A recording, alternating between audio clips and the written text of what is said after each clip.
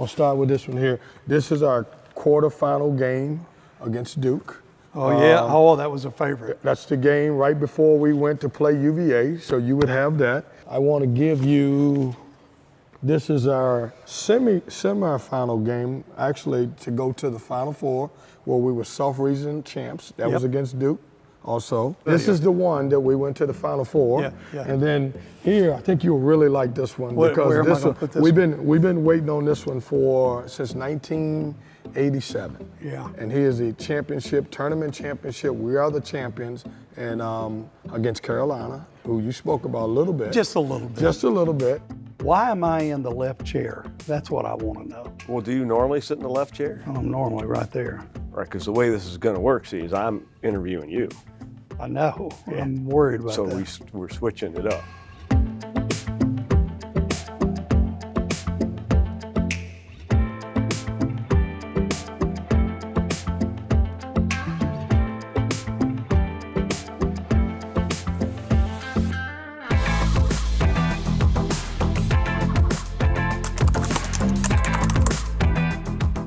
Hello, Wolfpack Nation. Hello, Wolfpack Nation. Hello, Wolfpack Nation. Hi, Wolfpack Nation. I'm Kelly Hook, student body president from 2010-2011, first one for Chancellor Woodson, and welcome to Red Chair Chats.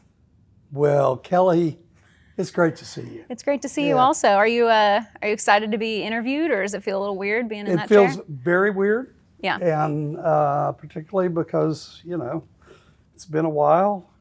No telling what you're going to ask me, but I'm ready. You're I'm ready. I'm You're always ready. Yeah. Well, I remember in 2011 when I first met you. Yes. You had this kind of like uncanny ability to connect with people very quickly, and I, as a nervous student, I remember feeling like immediately like, oh, we're going to be okay. He's very chill and calm and Chill. cool. That's what the young people say. Yeah, we still say chill, or I don't know what this generation's saying. That was like 15 years ago, but yeah. But what brought you to NC State, like back in those days? Why choose this place? Yeah, I think I flew here, but that's not what you mean. What brought me here was the people of NC State. I mean, the more I talked to the board, the more I learned about NC State. And look, this is a university I knew a lot about because I'm a plant scientist and some of the best in the world are here. So I'd been here before, I knew faculty here, but the more people talked to me about where NC State was at the time and their aspirations for the future. And what really brought me here was meeting the search committee and the trustees, and everybody was so passionate about NC State. And also, a big part of what brought me here was the fact that this is in a really dynamic region of the country. And Raleigh is growing, and the Research Triangle Park and Centennial Campus, and I just wanted to be a part of all of this. Oh, I love that. But I want to touch on something you said at first, which is something we don't talk nearly enough about, which is the fact that you're like a molecular biologist, like plant physiology, PhD. You nailed it. Yeah, okay. How are NC State students like plants? How are NC State? Because plant physiology, it's like the structure. I can nail it. Okay, I sweet. can nail it. Well, they're strong. Ooh. They're resilient. They manage seasons very well. They're deciduous? Some. Wait, evergreen? Either. NC State student can be evergreen or deciduous. Love that. Depends on how they feel about the particular weather. But no, NC State students are, here's what I love about plants, and I love about NC State students. Plants, because they don't have the ability to move, they have to stand strong and face whatever is thrown at them. Yeah. And a lot of NC State students remind me of plants. I didn't know about this question, but I think that's a pretty good answer. In all humility. This is your men's basketball coach, Kevin Keatts, and you're watching Red Chair Chat. So this is different. I want everybody to understand this now. I was Chancellor Woodson's first person that he talked about in this series. We met and talked. This is a full circle moment for us. Well, it sure is for me because I'm usually in charge. What did you do before you were a chancellor, and how did you decide that you wanted to be a chancellor? I can tell you that I didn't dream of being a chancellor until I became chancellor. So that was not a goal necessarily. I went to college like everybody else does to, learn, and I didn't know what I was going to do, and then saw all these professors that love teaching and love doing their research, and I got excited about being a professor. So everything for me has been a step. It hasn't been a journey to become a chancellor. It's been do what I need to do to become a professor, be the best professor I could be, and then somebody's watching. If I could say anything to young people, it said, when people have dreams about becoming a chancellor, my advice to them always is do the job you have now really well, and learn everything you can. And I guarantee you somebody will be watching, and then you'll get another opportunity. So for me, it was just a progression of being a professor, being a department head, being asked to be a dean. The next thing I knew, I was in pretty deep, and I was a senior vice president. And then they called me from NC State. And I hadn't really thought about, I knew what a university president and chancellor did, but I was really content in the jobs that I had. And they called me from NC State, and I kept telling them no, because I had a good job. And they kept calling. And then I said, oh, okay, this is a great place, always has been, but I saw an opportunity to make it better. And I've worked hard to do that. I'm Brian Sischo, Vice Chancellor for University Advancement, and welcome to Red Chair Chats. One of your priorities early on, I think continues to be today, is the elevation of NC State's brand. And so the awareness and recognition of NC State's brand perhaps has never been stronger, but speak to how you've seen that grow over the time that you've been at NC State. Well, my early observation, I knew NC State very well as a scientist because this university is world-class in plant biology, which is what I did. So I'd been here a number of times to give seminars and to visit other faculty. And so I knew NC State was a strong institution academically, but I thought it was an institution that was stronger than its reputation. And I wanted to be a part of changing that because we had all of the tools, all of the resources, people, talent, programs, students, et cetera, to be regarded as one of the premier public universities in the country. So, if you're thinking about going to someplace and starting a new job, you want to go to a place where everybody's excited about getting better. And I felt that at NC State. I felt that this was a place where there's a lot of pride, always has been, but also a lot of interest in trying to get to the next level. We continue to make progress in U.S. News and World Report rankings, and that's a tribute to reputational gains. I'd say within North Carolina, our reputation has never been stronger, and that's increasingly true across the country and the world, but that is still work to do. Our applications to admission have more than doubled in the last 10 years, and that's an indication of demand too. No question. But go back to how Think and Do came to be, because I feel like you brought it to the university. Well, no, a group of us were sitting around a conference table getting ready and we were talking about branding and we were getting ready for the campaign, and Brad Bolander, who had been here as the Chief Communication Officer, we were talking about, NC State is a place that wants to get things done. Sure, we're a scholarly university. We have some of the best scientists and engineers and scholars in their field at NC State.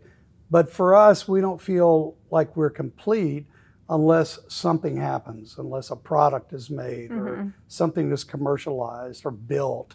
And so we started playing around with the word think tank, which is what a lot of people talk about think tanks as being scholarly places but all they do is they write papers and they try to influence people to do something. They're not doing things themselves. So we said we wanted to be a think and do tank. And then it became think and do. And it's so ingrained now as we've done more market and media kind of surveys of our alumni. One thing that keeps coming back is don't ever get rid of that tagline, because it is so reflective of a land-grant university trying to make things happen. I'm Susan Woodson, Chancellor Woodson's wife. I've been around for 14 years, and I'm finally getting on the camera. How about that? Okay. First of all, we're back home. This is where we first began, right here in this beautiful home, and I love it. And I love it that it's the Gregg Museum. What do you think about that, Randy? I did love living here, and it's a beautiful home, and it's a beautiful space for the Gregg Museum. We felt very comfortable here. I think you would agree. It was, we lived here for 18 months or so. So it was, we made it our home. I mean, you look through. I loved it. What's your fondest memories of living in this house? Oh, I don't know. There's so many fun ones. When students stormed the front of the house after I guess it was a game. We beat Duke, as a matter of fact, that in was basketball. The game. Anyway, Yeah. Our dogs were funny out here. They had fun. They roamed. There's a fountain out there that Mr. Beasley loved Oh, to that's jump right. in. Mr. Beasley loved to swim in that fountain. His little tail would just wag. That was cute. Tell us about the tradition of your lapel pin students. You know, I really don't know where it started, but it seems to have taken hold. The tradition now is that students come up to me and tell me they like my lapel pin, and They all know the same question to ask. they do. Okay, some, interesting. Some get nervous Uh-huh. and say, "Oh gosh, lapel pin, can I have it?" And I said, "No, that's not the question. But I like your lapel pin," and then I'm obligated to give it. But it started because this lapel pin you're wearing and the one I'm wearing was the logo for our Think and Do the Extraordinary campaign. Oh, I actually didn't know that. The tradition began with us giving it to people when they made a gift to the university. So when students would tell me that they liked my lapel pin, I would give it to them and tell them what paying it forward meant for the future. Oh. And tell them that, you know, I didn't expect them to be a contributor to the university immediately, but at some point in the future, I hope they would. And then it went from there to students just wanting my lapel pin. That's a Chancellor Woodson worn I've pin. given away, well, just today, 3. And I don't walk around, we talked about this earlier. Yeah. I don't walk around with a pocket full of them. In fact, I had to hide this one today so I would have it for this interview, because I can't walk across campus with and still have my lapel pin. Oh no! But again, I don't understand how your pockets aren't. You only carry one. Okay, and then you go back to your office. Yeah, I go you back get to my another office and I put on another one, and then if I go out again, there you go. So clutch and shift here for a second to facilities. You know, under your watch, the physical plant of NC State's campus has grown dramatically from down the list, right? From the Gregg Museum to the Talley Student Center to Reynolds Coliseum to Bells in the Bell Tower, et cetera, et cetera. We've seen the landscape here change dramatically under your watch. It was just a couple of weeks ago that the Board of Trustees unanimously voted to honorifically name that building Woodson Hall. How's that make you feel? I'm incredibly honored and humbled because number one, it's an amazing building. You know, it's in the most iconic space in main campus. You know, on the Brickyard, and it also is reflective for me of the things Provost Arden and I have worked so hard to advance, which is bringing scientists together across the university to elevate our science. And so this is a truly interdisciplinary building: veterinary medicine, College of Science, College of Ag and Life Sciences, engineering, textiles. So many of our college will be involved.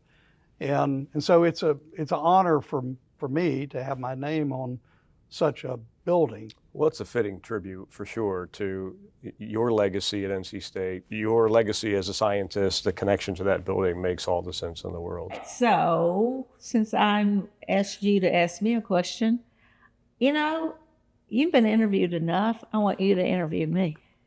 Wow, see, she's turning the...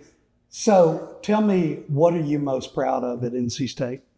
Oh, During my our reds tenure and here. whites All right. out on Centennial campus. I love it. And what led to that, dear? Oh, well, Why did you have that epiphany? during COVID, I was walking through that campus and there was nowhere to sit if you got tired. I just kind of had this idea they need some outdoor art, and came home with my epiphany, and I told you, and you went, well, okay, if you can get the money, you can have outdoor art. And the other thing, I mean, there are a lot of things you've done, and I appreciate all of them. But the other thing is making this beautiful home into the Gregg Museum. It was the most brilliant decision you made. The most brilliant decision of all the decisions. This is the one. This is the one. Yeah, so Well, as I recall, I told you you had to. there was some of that. I brought home a list, and we were discussing all the options for this. And one of the options was for this to become the admissions office, you know, sort of the front door to the university. And I made the decision that I thought a better front door to the university was introducing people to the arts and design at NC State. And I think I told you that. you did. But when you look at the things that you've supported, it tends to be really targeted at student success, Well, study abroad, et cetera. So why is that? I mean, really, Brian, you know this. It's a combination of both of our passions, Susan and mine, for students, one, and Susan's passion that has found its way into my life around the arts. So most of our contributions to the university have been in support of students, either through Extraordinary Opportunity Scholarship, which is so phenomenally impactful, and I hope people will continue to help us with that, and the Employee Dependent Scholarship. And that was really because Susan and I benefited from that at my previous institution, where they were able to discount tuition for the dependents of employees. And we don't have that authority here. The state restricts our ability to modify tuition for anyone. And so we knew that if we were going to provide that benefit to our employees, we had to do it through private philanthropy. And so we wanted to lead that effort, but we wanted others to join us, and they have, for sure. And so now, you know, all of our employees know that if their children can get into NC State and work toward that goal, then they're going to benefit with a $2,000 a year scholarship off of tuition that hasn't increased in 9 going on 10 years. Right. Well, and it's had an impact. Literally hundreds of students every year who are dependents of our employees benefit from that scholarship. The other area that we've invested in is Arts NC State, and because it brings such vibrancy to campus and engages our students from all across campus. Talk to me about just how you go about connecting with students from different walks of life, and whether they're an arts major or an engineering major, and kind of understanding what's important to them. Well, I love the fact that, you know, as a university that has so many different disciplines, we don't actually teach the visual and performing arts in the form of granting majors, but we teach the subjects. And so students can minor in the arts, they can participate in the arts. And that's one of, as you know, my wife is an artist. And so we've always been supportive of the arts and supportive of everything our students do. And I'd love to go to every event. Right. And I could almost every night of the week have 2 or 3. There's an exhibition women's basketball game tonight, and there's things all the time. But I love the diversity of experiences that our students have. So we love to go to the theater. We love to hear our music groups perform. And then I love them to introduce themselves and to hear what they're studying, because you'll have a musical ensemble that's everything from applied mathematics to humanities and social sciences. Right. But none of them are voice majors. But I got a couple questions, but I want to ask you while we're on that topic, tell me about mentors, and tell me some of the best advice that any of your mentors gave you as you started your career. Yeah, wow. I've had, I'm old. I've been around a while. I've had a lot of mentors. I've had people I've learned from, positive and negative. I mean, you take a little bit away from everybody you're around. But really the strongest mentor I ever had that I still attribute a lot of my career to is a dean I worked for back at that university that we don't name a lot now after the Final Four. That's right. But I worked for a dean that Vic Lechtenberg was his name, and he hired me as a department head. He saw things in me I didn't see in myself, and gently corrected me to when I was maybe getting off path a little bit or off out of kilter with what we were trying to accomplish, but just gentle nudging and so I attribute a lot of what I learned about leading within a university to working with and for Vic. Ultimately, I became his boss. Yes. Which is a little, he laughs about it, and we both do, and he always would introduce me and say, be careful who you mentor, because one day you may work for them. I think back to the first time we met, actually, which is now over 11 years ago. Are you going to go into when I was late to meet you for dinner? Is that where we're going? Here's the thing, folks. Randy Woodson is never late. In fact, one of the things he's taught me over the last 10 years is if you're early, you're on time. If you're on time, you're late. And if you're late, don't bother showing up. One of the things that we talked about in that first dinner was how NC State, particularly in advancement, had perhaps underperformed. That was one of maybe your first observations when you joined NC State. And we talked about the importance of building a culture of philanthropy.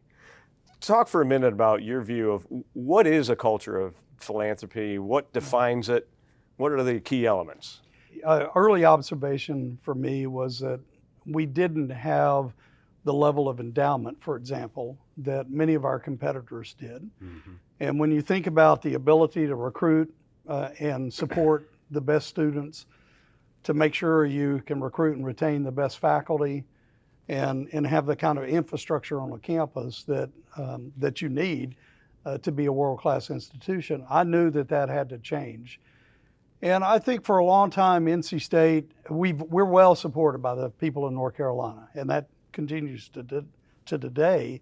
But to go from good to great, it's the philanthropic gifts that make a difference. And that's why we had that conversation, because I was working hard to elevate in everyone's mind, that's the culture of philanthropy, to really make sure that all of our alumni and friends understood that if they would invest in the institution would continue to prosper and continue to improve. And so we worked hard, and you and your team were phenomenal in really changing people's mindset about how they could make a difference at NC State. And they have made a huge difference. And that's a credit to you, to your team, and to all the deans and everyone across the institution. And it's one of the things I'm most proud of, is that we do have a culture of philanthropy now, and people do understand how to make a difference at the university. So you have been a huge supporter of athletics. We've talked about it. You came and talked to our group, when we started school, our whole athletic department. And you've seen a lot of things in your years. I'm going to ask you of the one memory and the memories that you cherish the most. One thing I would say is I'm looking down here and there's an ACC championship and a South Region Final Four championship. Yeah, Not trying to tell you what to say. I'm just throwing that out. There are some great moments, but there is a really good moment that just happened in April, March. Just throwing that out. But it's your answer. I just want you to know that. Well, you've done a pretty good job answering it. Honestly, over the years, there have been a lot of special moments. Yeah. But it is really fair to say that as a community, as a university, this year has been phenomenal. Right. And really, your run in the ACC tournament, I mean, what a magical 5 nights, 5 days, 5 teams, all of which have won a national championship in the last 20 years. That was, it was huge for your program, huge for the university, and it was without a doubt the most magical thing that I've experienced in my life, actually, in college athletics. Now, having said that, we've got a lot to celebrate. Yeah, and to echo, Chancellor, what you said, man, I'm amazed every day. Certainly our run was magical and love it, and I thought it was tremendous. But I also want to give credit to our women's team who went to the Final Four. Brilliant coaching too, I might add. Brilliant coaching on both sides of it. Like we just, Wes and I, we talked after every game, and their ladies were happy for our guys, and the same thing with us. And our athletic department as a whole, we cheer for one another. And what's your favorite sporting event to attend at NC State? Oh, basketball. Sorry, other sports, basketball for sure. Women and men. It's so much fun. And you get to know the players. You get to know their personalities out there, and you act like you feel like you're part of them. Yeah. So were you down on the court after the ACC championship for the men? Absolutely. Yeah. I was down there with you, wasn't I? Yeah, I know it. But they don't know. Oh, well, yeah. I was down there just hooping and hollering, having a good old time. You were hooping and hollering, and you was so starstruck with DJ Bird. Oh, well, isn't everybody? Yeah. He's so nice, too. He came up and hugged me. That's a big hug, too. What's your one piece of advice for the incoming chancellor to succeed with students at NC State? I wouldn't presume to give advice to the next chancellor. I will say, if you come from outside the university, and frankly, most chancellors have. I mean, in our history, I think there's been 2 alumni that have been chancellors out of the 14. Larry Monteith and Colonel Harrelson. So I think the most important thing is to learn the culture, because we do have a culture. And it's a wonderful culture. It's a very people-centered culture where people that work here love the place. And you need to learn the history. You really do need to embody the history of the university, because people expect you to. So you need to know the origins of NC State, how we came to be, and what our aspirations were, how they've changed over time. And, it's very important to understand the history of the place so that you can take it forward. Before we get to a little lighter side of it, I want to give you the opportunity just to reflect a little bit, just over the years, your time here, your lovely wife's time here. I would love to give you a little time just to reflect on being the chancellor here at NC State. Well, somebody, because I've announced my retirement, everybody that I see, says, "What will you miss?" Mm-hmm. And, honestly, it's the interactions with everybody that's here, because this is a special place. And it's a special place because people love it, and they love working here. They love studying here. They love competing here if they're athletes, and so that is not true everywhere. I mean, it is to a certain extent, but here the culture of this place is really special. What will you miss most about being chancellor? The great thing about chancellor is you have a lot of constituents, students, alumni, faculty, staff, etc. So I'll miss all of those interactions with people that love NC State. I tell people my job is kind of like being a mayor of a city. Everybody loves the city, but they have different views about what it should do and how it should be run. And, so we do a lot of alumni events. We've traveled all over the world for alumni events. We're headed to Japan in the spring for events, meetings at the university, et cetera. So I'll miss all of those interactions. So as we wrap up here, as you head toward retirement, any special plans that you have in mind? Yeah, I was reminded by a friend recently that when, remember the old coach for the Houston Oilers? Remember when they were the Houston Oilers? Bum Phillips? Yeah. Yeah. Bum was retiring, and somebody asked him, "What are you going to do?" And he said, "Well, I'm not going to do anything until 10 o'clock, and at 10 o'clock, I'm going to continue doing nothing." That's not quite true for me. Well, you're an early riser, so yeah. But there's a reason why you call it retirement. And that's because we're going to take a little more time to be with family, to travel. We've got 4 grandkids here in Raleigh. We're not leaving Raleigh. But I'm going to do something to stay engaged in higher education. I'm not going to return to the faculty, but I hope there are some opportunities for me to contribute in some way. But I'm not going to look for another full-time engagement. Right. My golf game is terrible. I've seen your swing. Yeah. That's why I think, sticking to the guitar, I'm gonna learn a new instrument. Oh. That's one of my first goals in retirement. I've never played the mandolin, so I know the violin a little. They're tuned the same, so I'm going to pick up a new stringed instrument and try to challenge my brain to learn, the scales on a different. Have you got enough room in the house? I mean, mandolin's a small instrument. Well, that's true. You got I've already got one actually. You got a few guitars. Yeah, I've got a few guitars. Yeah. I'd like to keep them in different places.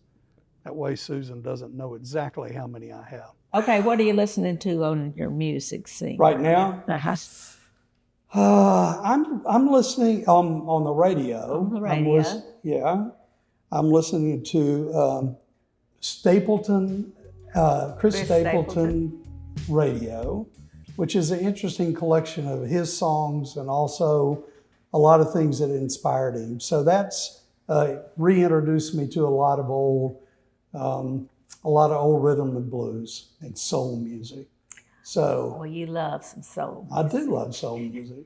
Okay, ask me what I'm listening to. What are you listening to? I'm actually listening to Fish. No, you're not. Yes. It's so long. Driving up, I was listening to Fish, and I went, it's not bad. My son loves Fish. Our son loves Fish. He does love Fish. And it's on my radio, and it was on, and I was like, well, this is unusual for me to listen to Fish. It's very unusual, very long. The songs can go on quite some time. I know, but I kind of like it. You get in the rhythm. Now, I'm going to ask you this, and if I don't know the song, then you got to sing a verse, because I did it for you. So you asked me what would be my walk-up song. And you, basketball. And I said Basketball by Curtis Blow. Basketball is my favorite sport. I like the way they run up and down the court, just like I'm the king on the microphone, like Dr. J and Moses Malone. And you looked at me like, what is that? And I even sung a couple, different verses of it. I was good. I went back and watched it, and Actually, I sung a lot better than I did. I thought I was a shower singer, You know, but I sung a lot better than Kevin, that. it's been so long since we did that. I'd like you to repeat that. No, no. You just remember, Chancellor, as much as you are the boss, this is my show today, just so you know. And I'm asking the questions. And what I want to know is Chancellor Woodson, he walks into PNC, he walks into the football stadium, he walks into any auditorium here at NC State. And if there was one walk-up song, what would it be for you? Yeah, this is not hard.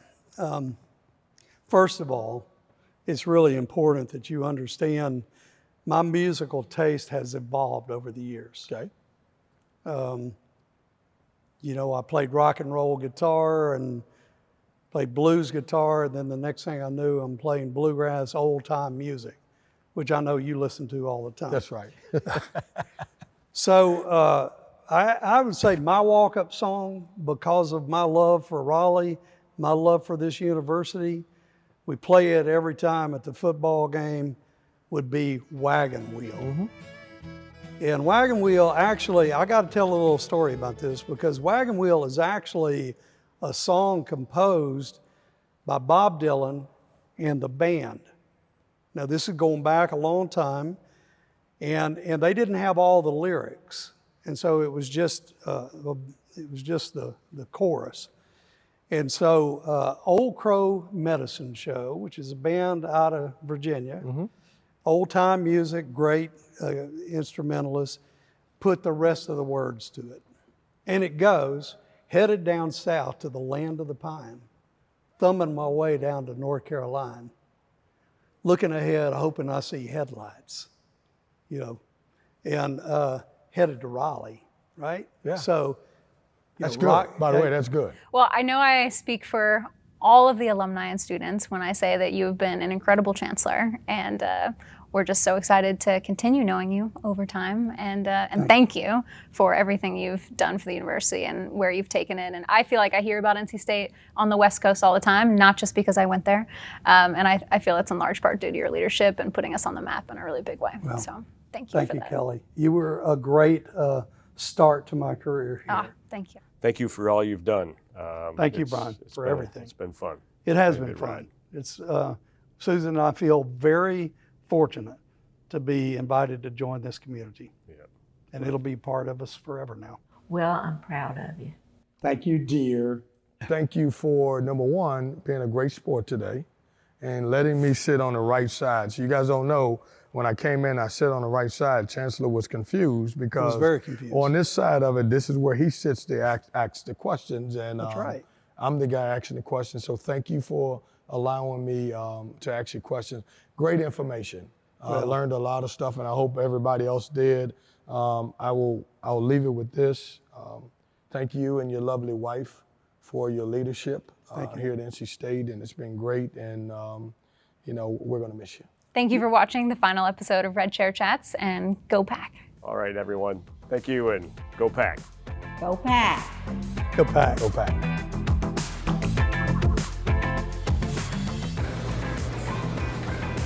Got the spots up, guys. Close and personal experience, so they know what we're doing. Well, the grandkids are having a great time. There you go. It's now a necklace. You? How are you? Hey, you. I just had some wolf traps. What? Heck yeah. It's my flavor. I know it. Get in there.